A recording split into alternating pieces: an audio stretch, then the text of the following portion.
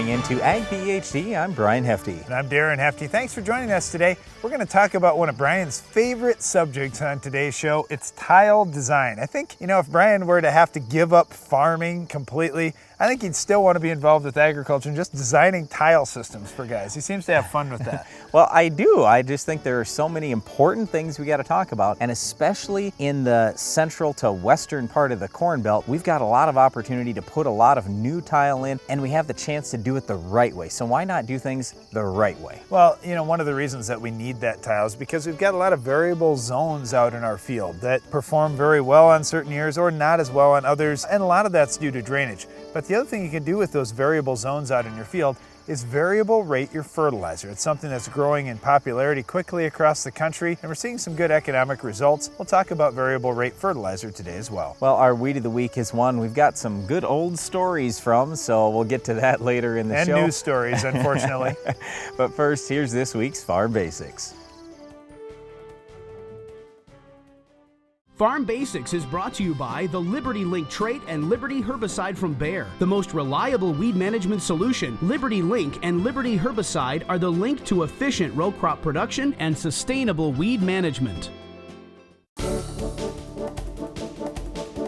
In our Farm Basics time today, we're going to talk about harvest loss in fields. It's something that's just super important for farmers to pay attention to, but we run into the same problem every fall. We're always in such a hurry to get stuff done, and the rain is coming, or I got something I got to be at on Saturday, or yeah, that's right, or snow's coming.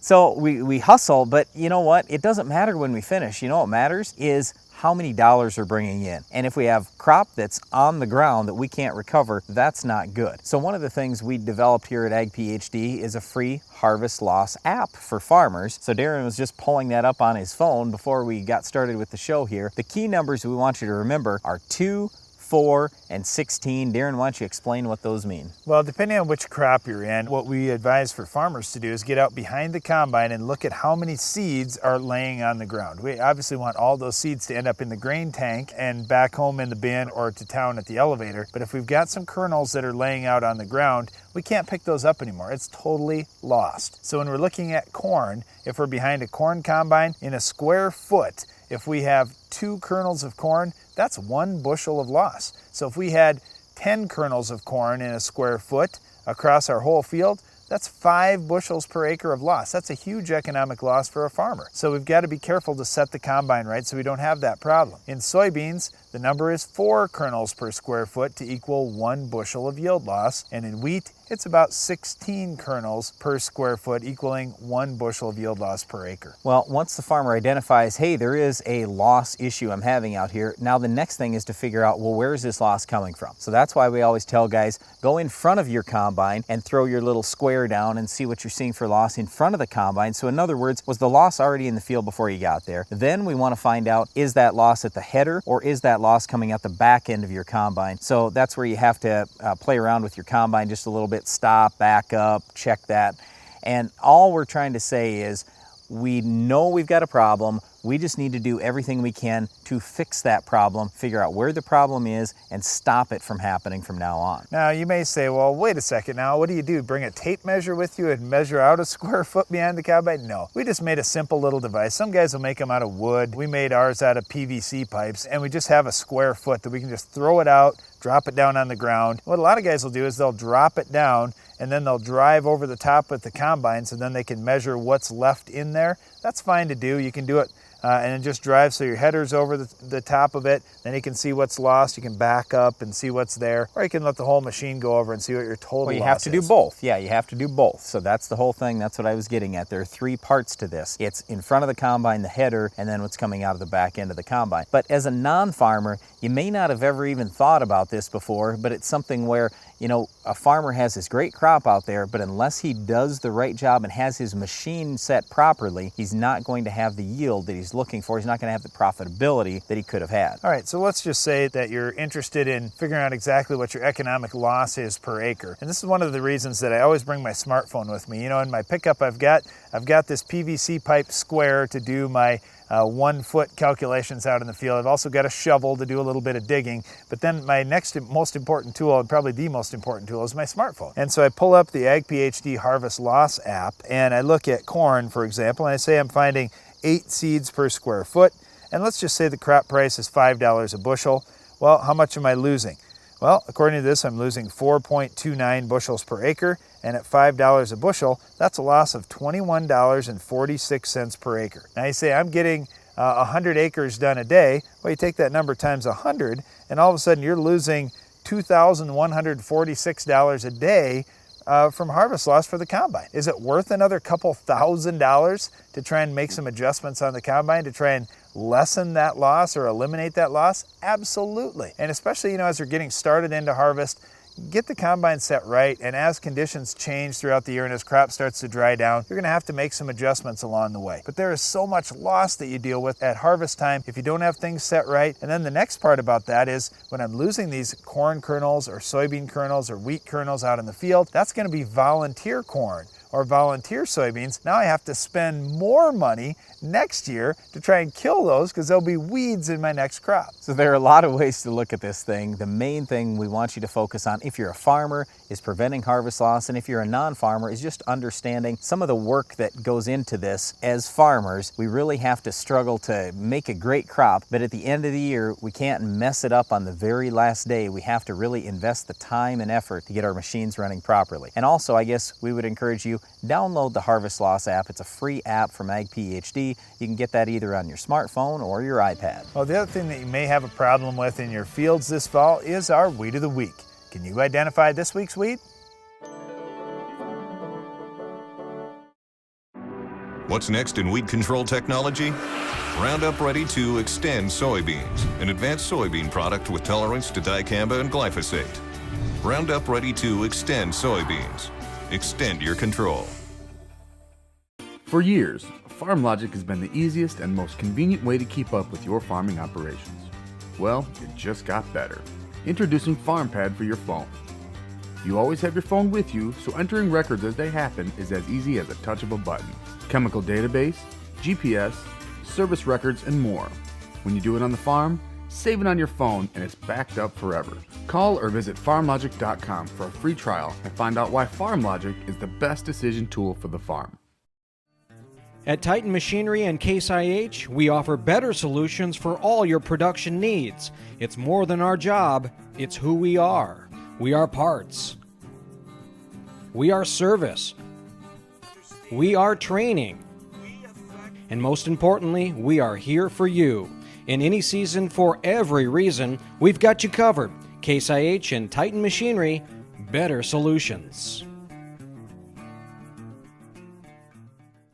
For lower cost, higher production, see your Mandaco Agri-Dealer. Ask about the best production-built land roller on the market. Mandaco, simple design for easy transport to easy use. 12 to 85-foot widths, heavy-duty 4x8 3/8-inch tube frame, and now available with a steerable wing wheel. Mandaco land rollers, improved soil-to-seed contact, faster, more uniform germination, less moisture loss, eliminate downtime due to rocks. See your Mandaco Agri-Dealer. Visit northcountrymarketing.biz or call. Capello corn headers are designed for producers who expect more. Expect more grain in your bin. Expect an industry-leading 2-year manufacturer's warranty. Expect Capello-designed chopping and folding options that save you time and money.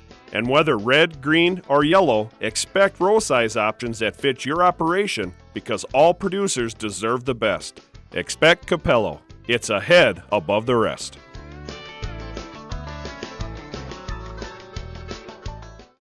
A proven herbicide for decades, dicamba can provide burn-down residual control of tough and resistant weeds for up to 14 days. That's another reason why farmers will use dicamba for years to come. Brought to you by Roundup Ready Plus Weed Management Solutions.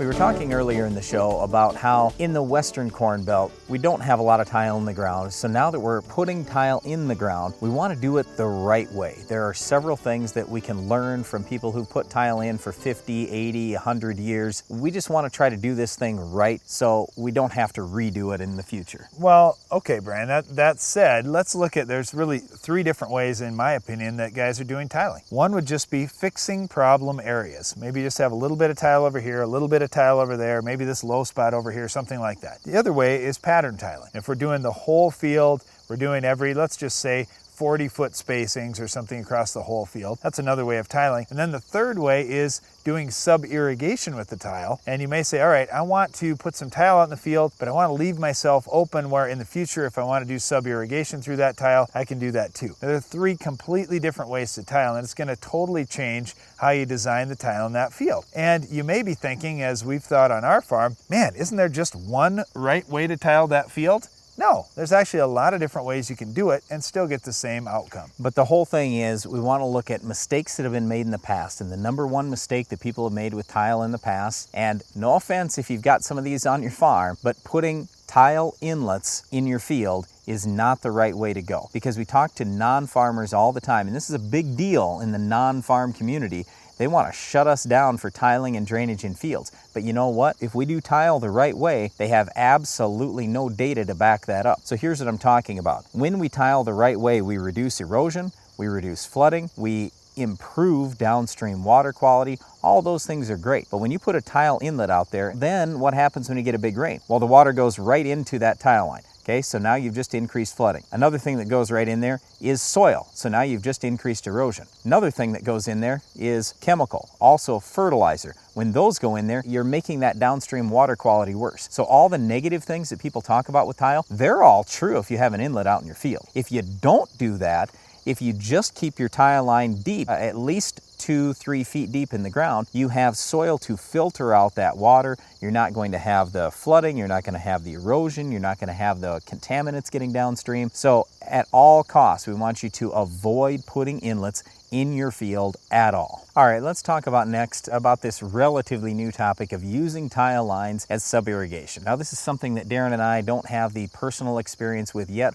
but we're planning to put at least 1, if not 2 systems in on our farm, potentially even this fall, just to see what we think of that, because it does seem like it's got some merit. The biggest downside is you're going to have to put a bunch more tile in your field. Instead of going 50-foot spacings, you might be at 20-foot spacings. And then the other thing is you're going to have a well to feed that, and you're going to have shutoffs at the end. So it's going to obviously require more management. But compared to an irrigation system that would be, let's say, center pivot, you know, it's probably not any more work to go this way as to have that center pivot system. Well, there's certainly some advantages to doing irrigation through tile lines. From the guys that have done it already that we've talked to, they claim that their water usage is down to about half of what they were doing with traditional center pivot type irrigation. Obviously, because you're not going to have all that evaporation. Yeah, and that's a good thing. The other thing is their drainage is fantastic in the fields. A lot of guys that have irrigation say they're having issues with salt buildup or other things. Well, if you can get water away when you have excess, that's a good thing. And salts will flush down through your soil and can leave your system as long as you have good drainage underneath. So that's a good thing. And the other side that is an advantage over center pivot irrigation is you can now irrigate those corners. And yes, you'll invest quite a few dollars in order to do this, but just think about the benefits that you're going to get, because now you can solve the problem of too much water and solve the problem of too little water. Okay, now the question, Brian, is do I need pattern tile, or can I just tile in certain areas of the field? Yeah, well, this is totally a judgment call, whatever you want to do on your farm, but all I can tell you is, especially if you've got soil problems, high salt, high pH, those types of things, you're going to need more tile, at least in those areas. We run into all these guys that have iron deficiency chlorosis. Well, let's look at the root cause of the problem. Yes, I know you can plant varieties that are better than others in the short term. There are some things you can do in the short term, like putting more iron out, for example. But in the long term, your fix is get more drainage in that field. If you improve your drainage, you'll lower your salts, you'll lower your pH, you'll lower your bicarbonates, you'll lower your nitrate in those areas. And all that means is you're going to have less incidence of iron deficiency chlorosis going forward. Well, this year was certainly an example where good drainage paid off on our farm. We were in the field a few days sooner than many people in our area because we had good drainage in a wet spring. Yep, don't ever forget that all tile lines are doing is lowering the water table. They absolutely are not taking all the water out of your soil. Your soil can still be at maximum holding capacity for water. It's just by lowering the water table, now you've allowed oxygen to get in, meaning roots can grow down at least to the depth where your water table is at. Well, the roots of our crop are very important, Brian, but the roots of our weed of the week are pretty troublesome. We'll explain coming up later in the show.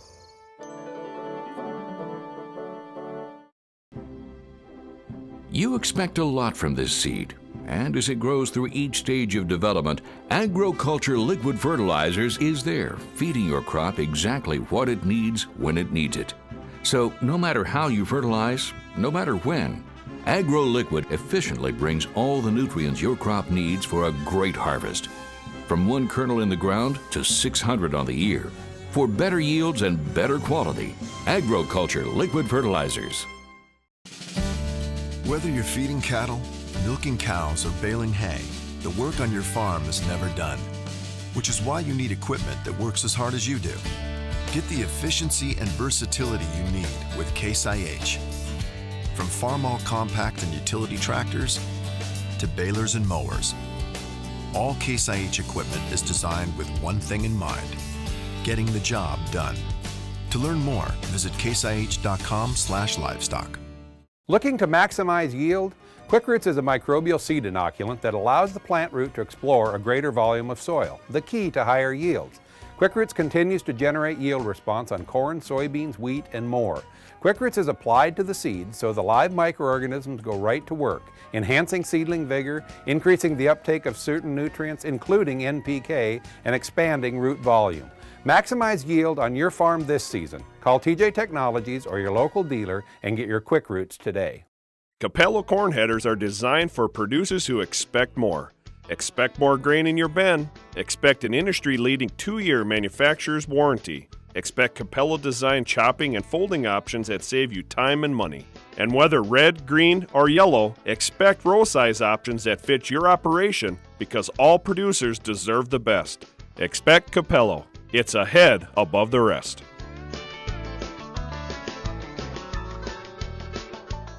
Upgrade your trailer to electric with the Rolltech electric system from AgriCover. Strong, flexible pivot arms and motor mount rotate and telescope, allowing the roll tube to rise and flex over heaped loads.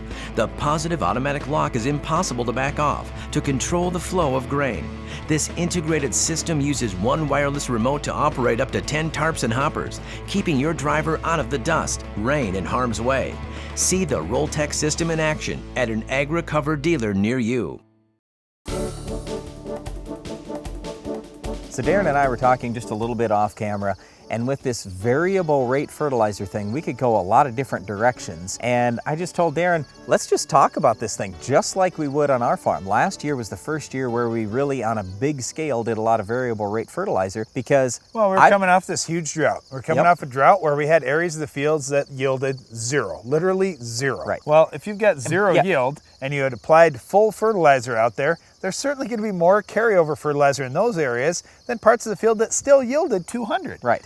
And that's the whole thing. When we have variable soil types that are that much different, we literally have some sandy areas in fields next to some really good heavy ground. And we've known for years that in those types of areas, there's a dramatic difference. And what we're going to go to, hopefully in the near future, is actually be able to plant different varieties even as we cross the field. Then we'll really be able to capitalize on this thing. But even starting with the variable rate fertilizer deal, number one, it doesn't make any economic sense for us in those bad areas that are already loaded up with fertility from the year before to throw a whole bunch more fertilizer on there. And the other thing is, we all as farmers have to think about the environment now. So if we overdo it on fertilizer and that fertilizer ends up somewhere we don't want, either in the groundwater or it runs off into a lake or a river, that's bad news for everybody. It's wasted money and it's just bad for our entire world. Well, we want our yields to double in the next 20 years, and the way we're going to do it is with precision agriculture and looking at our fields on a smaller scale. So instead of looking at this field as, oh, it's a 160 acre field, we're going to look at it as, oh, wait, let's look at 1 acre at a time and see what what we can do on each acre to improve production. It was kind of interesting. Brian and I were over in one of the former Soviet countries back in 2006, and a farm manager made this comment about this huge field that was like 1,000 acres. And we asked how many soil samples he was going to pull, and he said 1. And we asked, how are you going to vary the fertilizer across the field? And he said, what are you talking about? I want to manage every field exactly the same. I want to set one plan for the whole farm, and that's how we're going to do everything. On 25,000 acres. Yeah, and we were just talking about how inefficient that was and having a hard time convincing him about that. And then we start looking at our farm of, wow, what if we do grid sampling? What if we manage it on an acre by acre basis? How much better can we do than this guy that's going to farm everything exactly the same? Yeah, but you use the word inefficient, and there are two sides to this inefficiency thing. He can get his plan done faster, but at the end of the year, we're going to make more money, we're going to have a better crop, and we're going to do less damage to the environment. So when all that's said, I think that this side is more efficient, and that's the direction that we want to go. But a lot of people that I talk to say, oh, it sounds really complicated. I don't know if I can do that myself. I got to hire somebody to come out and, variable rate spread this fertilizer. No, you don't. You probably have the technology to do it on your own farm. So for us in our operation, we do a lot of strip till stuff, for example. And we've got the technology right there. It's in there. We're just not using it. What I find as I travel around the country, I look at guys' new pieces of equipment, and I see all this fancy technology. We're not using 90% of the technology that's sitting right there. Well, we start talking about all this, and I just pulled my smartphone out. You think about on your field, you say, oh, it's going to cost me all this money to do it. No, it's not. Get the app. The Soil Test Pro app, for example, is one that we use from farmlogic.com. We go out and do our grid sampling in our field. We send those samples in. The app tells us how to label those samples when we send them in to pretty much any lab across the country. And then we get results back with variable rate prescriptions if we want that. It only costs a few bucks an acre. It's pretty inexpensive. And it's something you can do yourself, even if you're a one-man show on your farm. The only thing I would discourage you from doing is really limiting yourself out in your field. So in other words, if you've got basically the same soil type all across and you say, well, that area's been a little less productive, let's just put less on there. Figure out why it's been less productive. What really is going on? Maybe you need more potassium there or more phosphorus or something else. So don't be afraid to invest some dollars to do the thing the right way. Like in our case where we literally have areas of zero because it's pure sand and not irrigated, that's a whole different deal what we're talking about. So today, more than anything, we just want to motivate you to hopefully start managing your farm on a smaller scale, look at individual areas in your field and figure out really why you're having a problem and what you can do to make that better. Well, it's a lot easier and less expensive to manage the ground you already have than to try to pick up new ground out there. And the other thing is, if you do pick up new ground, it may be because it's got a problem like our Weed of the Week. We'll show you how to stop this tough weed coming up next. The Weed of the Week is sponsored by the Enlist Weed Control System from Dow AgroSciences, a new herbicide and trait system that will build on glyphosate.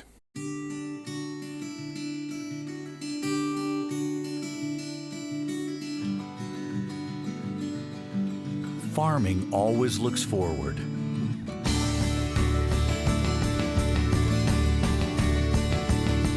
Introducing the Enlist Weed Control System, an advanced herbicide and trait system that will build on glyphosate for exceptional control of tough weeds. The next chapter begins. Our Weed of the Week is Scouring Rush, and where I first got familiar with this is, and you may have heard me tell this story before even, but I love it.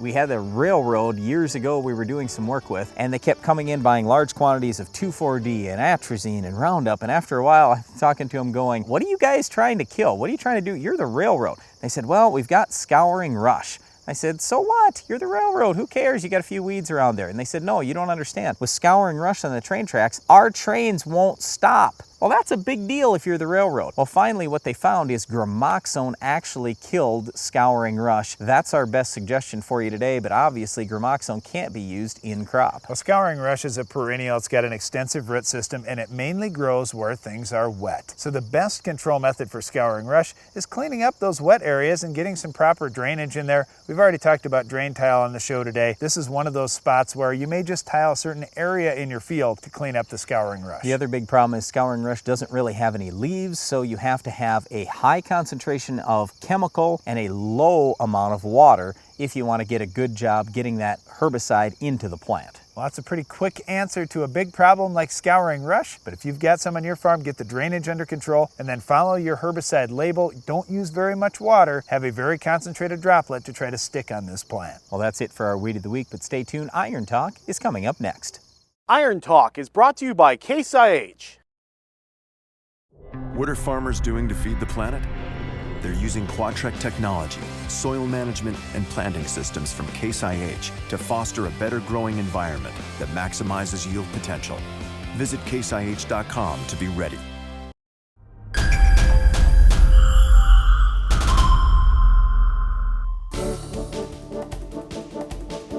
Don't think a combine fire could happen to you? Learn how to prevent a fire in today's Iron Talk. Combine fires happen every year. I realize that manufacturers have added many safety features and design upgrades to newer combine models, but anytime you have diesel fuel, oil, dry stalks, chaff, and a heat source, you have some risk. Nearly every farmer out there can think of a friend, relative, or neighbor who's either had a close call with a combine fire or had a total machine loss. Today we'll give you some tips on preventing a combine fire on your farm. Talk to your local implement dealer and they'll tell you from experience. Nearly every combine fire they've seen could have been prevented by taking a few minutes a day to clean your machine. Your biggest risk area is around the engine. Most fires start there, and for good reason. That's where much of the heat is generated and where chaff and debris tend to settle. Part of the reason chaff builds up around engines is due to the presence of grease, oil, and fuel that have either leaked out or been spilled. It's wet, it's sticky, and together with dry chaff and crop residues, it's almost a perfect recipe for a fire. Preventing problems begins with a thorough cleaning. A hot water pressure wash will remove grease and oil buildup. On our farm, we often use a product like Fleet Degreaser in our pressure washer to speed up the process. If there are no new leaks or spills of oil, grease, or fuel, a daily blowdown with your air compressor could be sufficient to decrease your risk of combine fires. Especially during corn harvest, finding the time to do some daily cleaning is pretty tough. Just 15 minutes a day, though, is well worth your time. Plus, climbing around on your combine on a daily basis is a good idea just to look for any potential problems or upcoming maintenance items. So don't be a statistic on your farm this fall. Taking a few extra minutes a day could keep you and your family safe from a combine fire. That's it for today's Iron Talk, and now, back to the show. Wake up, breakfast is served. Your roots crave pee. Most of your applied pee gets tied up in the soil, a natural phenomenon known as phosphorus fixation. Fix the problem with Avail Phosphorus Fertilizer Enhancer. Avail makes more pee available to your roots. Here, here, and here. Increasing pee availability can lead to increased pee uptake in the plant. That's more pee, and more pee. More phosphorus for your crop can mean more results in your bin. An average of 9.6 bushels per acre of corn. Breakfast is served. Supercharge your pee with Avail.